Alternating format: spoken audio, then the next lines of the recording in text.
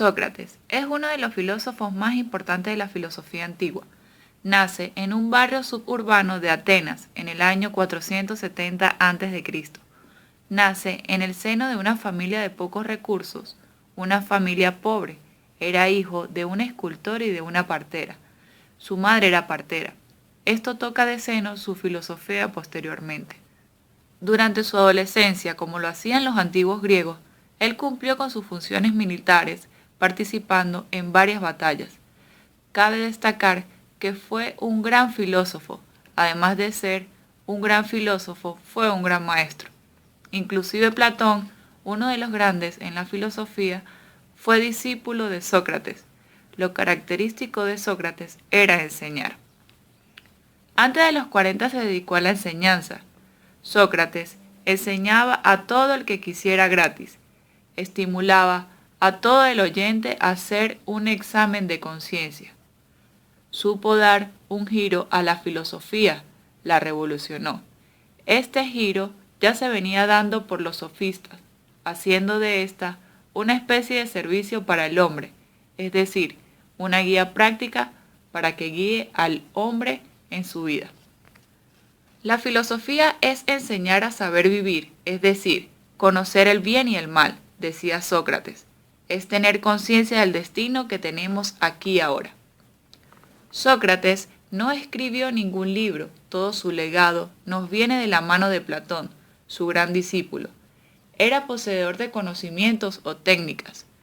Muchos dicen que él desconfiaba de escribir por medio de que los posteriores lectores se confundieran o interpretaran más de lo que él quería decir. Toda su filosofía fue dictada por medio de charlas, el diálogo con sus discípulos. Platón va a traducir su filosofía a través de los diálogos. Toda su filosofía y su legado fue a través de la interacción de sus oyentes, es decir, Sócrates con sus oyentes establecía diálogos que eran una especie de preguntas y respuestas que estos le hacían al maestro. A esto se le denomina la mayéutica. Era una especie de procedimiento similar al usado para ayudar a parir. Entonces, la mayéutica ayudaba a parir la verdad. Por eso influye el oficio de la mamá de Sócrates. Para explicar mejor este método mayéutico, la mayéutica es el arte de ayudar a dar a luz las ideas.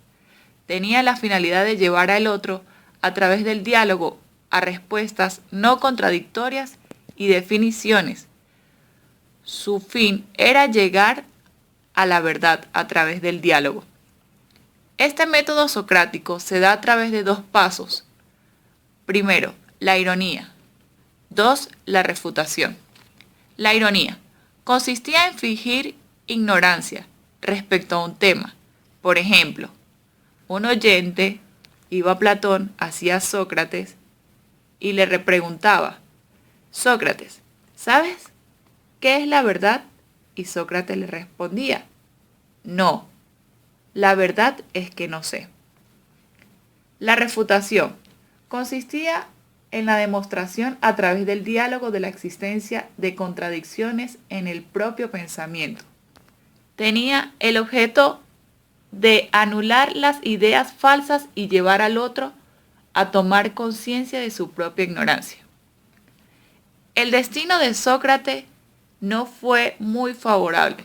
Se opuso a varios gobernantes de turno y su espíritu siempre crítico hicieron que se ganara la enemistad de muchos de aquel entonces, sobre todo de gente muy poderosa en el 399 a.C.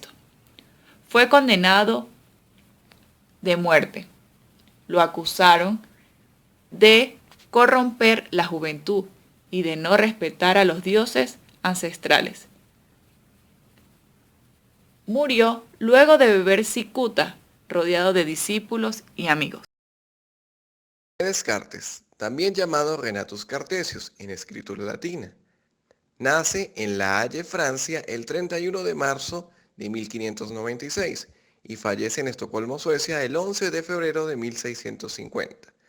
Fue un filósofo, matemático y físico francés considerado como el padre de la geometría analítica y de la filosofía moderna. Implantó como método para llegar a la verdad científica la duda metódica. No creía en los conocimientos impuestos, sino en los que se ofrecían para ser objeto de análisis. De allí que afirmase que se debe analizar la realidad, descomponiéndola en sus partes para luego realizar una síntesis. Los errores nacen del conocimiento sensible. Desconfiaba por lo tanto del conocimiento brindado por la educación formal en escuelas y universidades. Uno de sus o frases célebres es, pienso, luego existo.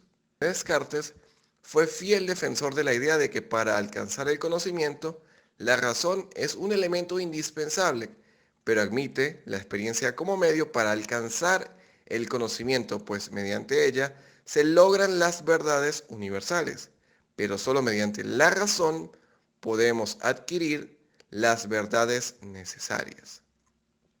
El análisis y la síntesis son dos caras consecutivas de un mismo proceso. Análisis de un total en sus partes más simples y conocidas. Síntesis de esas mismas partes para volver al total. Razonar no es otra cosa que analizar y sintetizar. Algunas de sus obras más importantes fueron el Compendium Musicae en 1618, el Tratado del Hombre en 1633, el Discurso del Método en 1637, los Principios Filosóficos en 1644, las Pasiones del Alma 1649, Tratado de las Pasiones Humanas 1650, entre otros. A continuación, Simón Rodríguez, pedagogo y filósofo venezolano nacido en Caracas el 28 de octubre de 1771. Es uno de los intelectuales americanos más importantes de su tiempo. Estudioso y seguidor del pensamiento de Juan Rousseau, fue el maestro del libertador de América Simón Bolívar, a quien le enseñó la importancia de la libertad y la lucha por el pensamiento. Los aportes de Simón Rodríguez fueron de gran importancia. De igual forma, cabe destacar que sus ideas eran muy avanzadas para el momento. El gran ilustre de la educación se destacó por enseñar en libertad plena. Aportes están: la educación planificada para ambos sexos, partidario de una educación democrática y participativa, así como también permitir tener ciudadanos honestos, dignos y formados académicamente, para un mejor fortalecimiento personal y social. Simón Rodríguez dijo: enseñen y tendrán quien sepa, eduquen y tendrán quien haga. Habló sobre la instrucción significativa como dación de conocimientos, pero hizo distinción con educación, que es formación de criterio, enrumbamiento y conciencia.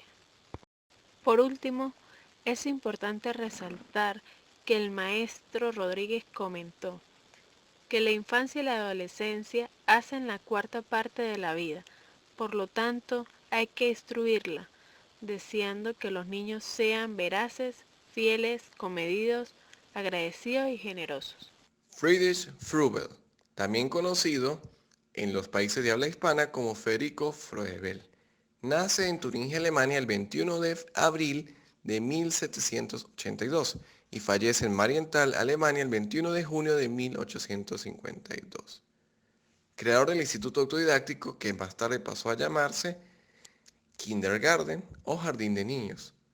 Señaló que toda la educación deberá estar fundamentada en la religión cristiana y si no es así será una educación estéril, defectuosa e incompleta. Planteó además que el niño es el eje de todo proceso educativo. Unión entre educación y naturaleza es fundamental, donde el niño debe ser visto como un ser natural y la naturaleza como un recurso. Planteó además que la enseñanza debe ser gradual y tener un carácter integral. La familia es transmisora de conocimiento y modelo para el niño, mientras que la escuela es una extensión del hogar. Señaló que estimular al niño hacia la actividad, la investigación y el trabajo creativo es función de la educación. De allí que sea fundamental que el educador satisfaga las necesidades intelectuales, emocionales y físicas del niño en cada etapa, siendo responsabilidad de las escuelas, entonces, o teniendo como objetivo la estimulación del niño hacia la actividad, investigación y el trabajo activo. Peter McLean nació en Toronto el 2 de agosto de 1948. Es un educador que se autodeclara de izquierda, especialista en psicología del aprendizaje, uno de los educadores críticos más consistentes en la lucha contra el neoliberalismo en el ámbito intelectual. Es reconocido como uno de los fundadores de la pedagogía crítica. La pedagogía crítica aparece como una propuesta alternativa que pretende provocar transformaciones en el sistema educativo. Encuentra su sustento en la teoría crítica. Su interés es renovar el discurso y abordar el análisis de la realidad con los parámetros del marxismo. El pensamiento y práctica de Peter es actualmente un elemento indispensable para desentrañar los mecanismos de una explotación del capitalismo global y salvaje que amenaza en el nuevo milenio. La pedagogía crítica se concibe el aprendizaje como un proceso vinculado a los conceptos de poder, política, historia y contexto. La pedagogía crítica se pregunta cómo nuestro conocimiento de sentido común cotidiano es producido y vivido. ¿Cuáles son las funciones sociales del conocimiento? Propone a través de prácticas que los estudiantes alcanzan una conciencia crítica dentro de su sociedad. Algunos de los elementos fundamentales de la pedagogía crítica son participación, comunicación, humanización, transformación y contextualización. La pedagogía crítica procura que los individuos estén en condiciones de investigar su realidad y las circunstancias sociales que determinan su vida cotidiana.